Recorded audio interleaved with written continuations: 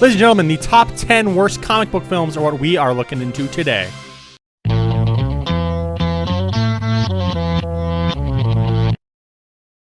Ladies and gentlemen, I have compiled a list of the 10 worst comic book films, in my opinion, that is. We're going to dive right into this list. Before we do, a few disclaimers, okay?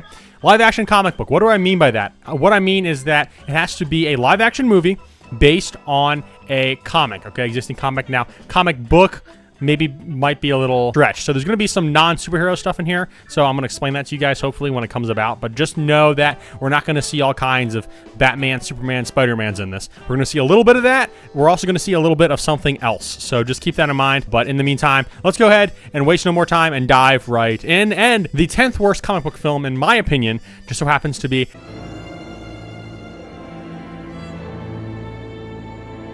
Blade Trinity. Is really, really interesting because if you've ever watched my channel, you should know how much I love Ryan Reynolds. I haven't talked about it much lately because I know him and Blake Lively have been in a little bit of hot legal water as of late. So, I've kind of been avoiding man-crushing on Ryan Reynolds as of late. However, I think one of the things I hate about this movie so much is that Ryan Reynolds clashes with this film's tone. The whole Blade trilogy, to be quite honest, clashes with it so hard that it's like there's something, semi-serious going on. And Ryan Reynolds is just there being Ryan Reynolds. And I'm like, bruh. It's sad, honestly. It's very, very disappointing. But this one's interesting. So this is the finale of the Blade franchise, basically. Now, they did try to continue it on TV with the stuff that they did on Spike. But, I haven't seen that yet. I just know that it exists. But as a result, as a giant climax, the villain in this is straight up Dracula, okay? Which makes sense. I'm not complaining that that was an idea. Dominic Purcell, I believe is his name, played Dracula. And he is Heatwave on Legends of Tomorrow and The Flash. And that really threw me off, not gonna lie, when I was watching the movie. But it's just not good. It's just clearly the worst of the 3 Blade films. And like I said, Ryan Reynolds is unfortunately the worst part of this film because he takes more than he adds, okay? And normally in most films, I would love that. But this film, it just does not work at all. I don't want to blame Ryan Reynolds per se. I guess I'll blame the director for letting Ryan Reynolds do his Ryan Reynolds thing. And now, full disclosure, some of these films, this one being one of them, I only saw it once, and I'm like, okay, this is bad, so I just checked on the end of the list. I haven't seen it multiple times to go through and tell you why these are all complete garbage. So I'm basically just kind of going off the cuff, off my memory here. But if you remember any details that are terrible about some of these films, make sure to leave a comment below. Hopefully that'll jog my memory, and that'll be a fun time, let me tell you. Fun time talking about some bad films. And by the way, guys, I'm K Swope. I'm the only YouTuber you know that has met 1/3 of Run DMC. By the way, this is my 300 subscriber special. So thank you guys all very much for subscribing. I want to point that out right here, right now. But hey, thank you guys all for subscribing thus far. We're a little late to the ball game as far as 300 subscribers go. It's been absolute chaos as of late. But for the worst comic book films, we have none other than... I did actually rewatch this movie lately. I actually did a full review on it. You can go and check that out. But Superman 4 is just not very well done. It's not good. It's so cheap looking, and it's very, very disappointing, especially since this is the last time we saw Christopher Reeve Superman. At the very least, it kept me entertained, but not because it was good, more because there were things going on, almost like some sitcom plots playing out that just felt really weird and out of place, especially given the previous Superman films, that I just was watching and I was like, why are they doing this exactly? And not to mention, Superman abuses his kiss that he does to Lois to make her forget things. He does that a lot, and a terrible abuse of power, so... yeah, putting that out there again right now. And after that, this next film, okay, is going to be a bit controversial on here. Mainly because I said at the beginning about comic books, what is a comic book? There's going to be a little bit of debate on this, okay?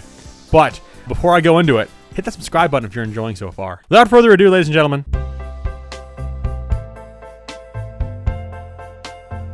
Now, here's something else I got to say too. I don't think this movie is bad per se.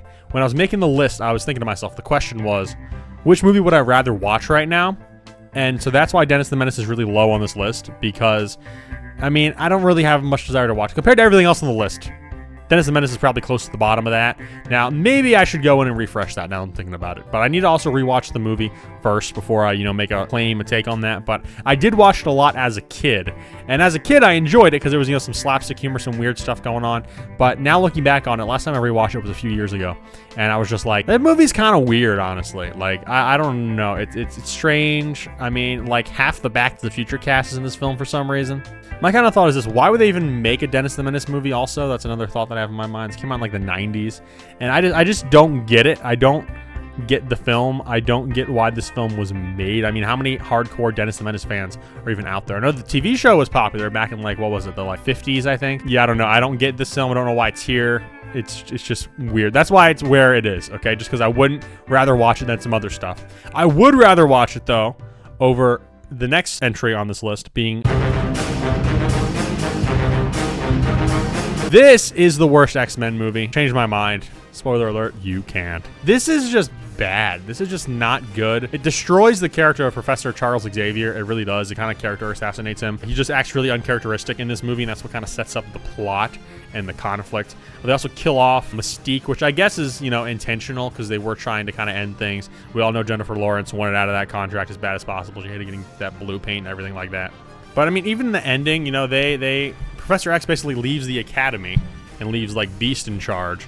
And it just feels so weird, especially because in the X-Men films at this point, okay, we had the original X-Men trilogy, and then we were going through in the past, okay, and we had First Class, and then we had Days of Future Past, which was kind of seeing both the timelines collide, and then we had Apocalypse being the first direct post-timeline shift film.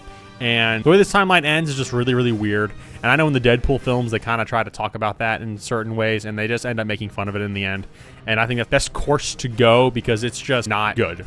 And it's a very disappointing finale to a very promising franchise/timeline, okay? And so, again, it's a real doozy. It's also one of the last films that 20th Century Fox put out before they rebranded to like whatever Disney calls them now, like 20th Century Studio, something like that. I don't know. Either way, it's mega disappointing.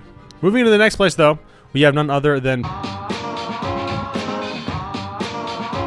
Now, Punisher Warzone, I watched both Punisher movies. I was not a big fan of either of them. And when I say both, I mean the like 90s, 2000s one, and then this one, not the Dolph Lundgren one. I haven't seen that one. But saw both of these movies. The first one's definitely better than this one, solely because this one is a snooze fest, and I can't remember almost a single thing that happens in this film. I also know it's not a direct sequel to any of the other Punisher films. It's kind of its own thing. If I can say one good thing about this film is that the Punisher suit looks cool, okay?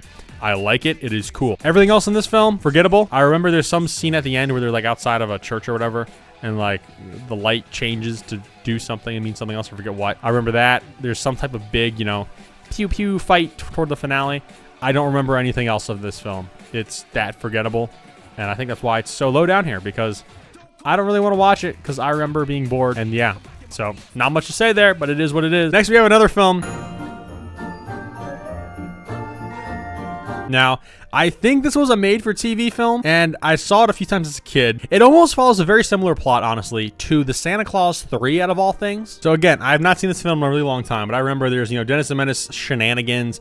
The guy who voices Superman was also in it, fun fact. But then, like, I don't know, like halfway through the film, Mr. Wilson goes through Charles Dickens' A Christmas Carol sort of thing where he's seeing an alternate future of, you know, what would happen if he did or said a certain thing. And it's really weird. It's a trope. I don't dislike the trope. I dislike how they used it in this film, and I dislike the overuse of this trope. And so, for that, it's got to go down a little bit, and it's just weird. It's just, I don't know how to describe it. It's just a really, really weird movie, and one that you probably didn't even know existed until now.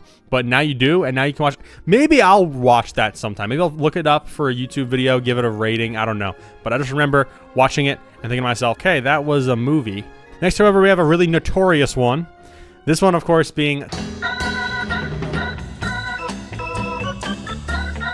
Now, Son of the Mask, what can I say here? For one, I actually watched, I want to say it was like within the same week, the first Mask movie and Son of the Mask. So that way it was kind of fresh in my mind. The first one was pretty good. Okay, I understand people like it. It's a pretty solid movie. Son of the Mask, I was bracing because I knew it was going to be bad. And so I'm thinking to myself, okay, how is this going to be bad? And then I started watching the movie. Act 1 is interesting. Act 2 is a complete waste of everybody's time. And then Act 3 is okay. The guy gets the mask. His wife becomes pregnant when he was wearing the mask. Don't ask. Just don't ask. The less you think about it, the better. I'm sad I had to say that, honestly. Anyways, so the child then is basically a living Looney Tunes character. And then the dog in the family gets the mask and is another living Looney Tunes character. And they have their whole kind of cat and mouse thing going on the whole film. And it's just like, how did this stray so far off from the original premise of the first film, okay? Like, it's absolutely ridiculous. They got Alan Cummings as Loki, and I mean, Alan Cummings is, you know, great at being eccentric and stuff like that, so it was cool to see that, I guess. But he's sort of like the villain of the film because he wants his mask back, because that's, you know, who the mask was, you know, made for, belongs to, all this stuff. Jamie Kennedy's also in this film. A lot of people hate Jamie Kennedy. I like Jamie Kennedy. I'm not sure how funny I think he is, because I never actually, you know, like, watched him communicate. Scream, obviously. I think everybody can at least say he was decent in Scream, at the very least. But overall, the film, not good. Don't recommend it. I mean, maybe somewhere out there, someone could put a cut together of the film that cuts out most of the second act that would, you know, make it more stomachable. But it's not good. I mean, you have maybe half an hour worth of good and exciting things in this film. If that's being generous. Now, in third place, a repeating character is going to show up in this one. And I can safely say this movie is objectively bad, okay? That one is... This was a direct-to-video sequel to Dennis the Menace. They brought back none of the original cast, okay? What makes this film so bad? There's a tarantula in it, and Carrot Top is in it. Need I say more? Moving on. Second worst place, we have somebody. Just kidding. We're not moving on quite yet. So Dennis the Menace Strikes Again. Yeah, like I said, it was very, very weird. I remember little glimpses of it, and I remember Carrot Top was just really unsettling in that film. And like Mr. Wilson, they're having him like drink some type of like weird tea made with this like weird, I don't know, leaf thing. They're trying to scam Mr. Wilson essentially, and Dennis kind of gets in the way of it, but Mr. Wilson does not believe that that's what Dennis is trying to do in this whole film. But yeah, it's not a movie that I would care to watch again. Not to mention, there's just some really unflattering, just really, for lack of a better term, gross looking camera shots and angles and things that are just really off-putting. And so it's not pleasant to watch, like just from a pure aesthetic point of view. Really, really weird. There's some point in the film too where Dennis ends up spraying cotton candy everywhere because he gets soap confused with cotton candy mix. That's kind of interesting. That's basically the only good thing I can say about the movie that I remember, at least. So yeah, it's not good. I've seen this movie a few times as a kid, but not a lot. And yeah, again, Carrot Top. Even without knowing a single thing about Carrot Top, just from this film and how it was engraved in my childhood, whenever I see Carrot Top nowadays, I just get this really uncomfortable feeling. But anyways, now actually moving on to the second worst comic book film, we have... Now, you might be thinking to yourself, what is this movie? How have I not heard about it? And what the heck? So I'm going to answer all those questions, okay? What is this movie? It is essentially the TV movie finale for the 70s Incredible Hulk TV show. This actually came out in the, I want to say it was late 80s if I'm not mistaken. And it's basically ending the series. And as you can guess from the end, it is the death of the Incredible Hulk. Hulk dies, okay? And the movie's just not very good. Really just kind of weird and confusing. It feels just like a really long episode of the show. And there's some like weird espionage elements in there too that just don't really make sense to me. And Dr. Banner, known as David Banner in this continuity, by the way, not Bruce Banner, fun fact. He's like together with this like spy chick with like a really short haircut, which is really, really awkward. But the cherry on the top of this crap movie is how the Incredible Hulk actually dies. You know what happens? He falls out of a helicopter. The same character that does this.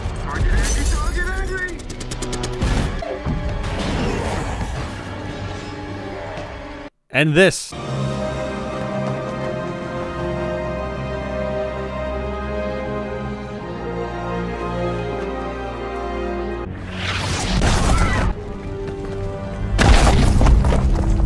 Falls out of a helicopter and dies. Okay? It is just as dumb as it sounds. I mean, I understand the limitations. You know, they had Lou Ferrigno, just a really jacked bodybuilder type, painted up whenever he was the Hulk, okay? And they had limitations, but this was also a lot further after that. And the Hulk is actually, in this whole continuity, very, very weak. Like, he can get, like, shot, and, you know, bullets don't just bounce off him like they do, like, in the MCU and things like that. So I kind of get that, at least. But just the fact of you just tell someone, hey, the Incredible Hulk died because he fell out of a helicopter, okay? That is the dumbest thing ever. And so, yeah, this film is not good at all. It's really bad, actually. But not as bad as our first pick. I did a review on Superman 3, doing my Superman movie rewatches, and I could find nothing good to say about it. Well, actually, did I? I don't remember. If I find something good to say about it, it's because I had to look and dig really, really. I think I found 3 good things I could say about the movie that are of no substance, just so I could have a good section of good things to say, because I didn't want to completely reveal my hand in that review at the very beginning. But Superman 3, it's awful. I hate this film, okay? If I put it like this, I don't really hate most of the films on this list. I hate this one, though, okay? If I have to watch Superman 3 again, it's going to be too soon, okay?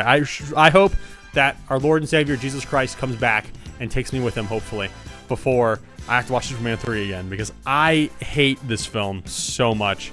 And to be honest, this might be my most hated film of all time, not just comic book films, of all time, okay? I think this film deserves no respect. I think everyone involved in the making of this film, with the exception of Christopher Reeve maybe, should be exiled. We should no longer talk to them. I'm saying we should almost kind of cancel them in a way, because the movie was just that egregiously bad. I hate this film with a passion. So hopefully that gives you guys a glimpse into things. But yeah, that's the video. That's the list. Thank you guys all for tuning in. Once again, I'm K-Swope. Feel free to hit that like, subscribe, and comment if you have any questions or things that came to mind when you were watching this video. Love to hear them. But in the meantime, I'll catch you guys in the next one.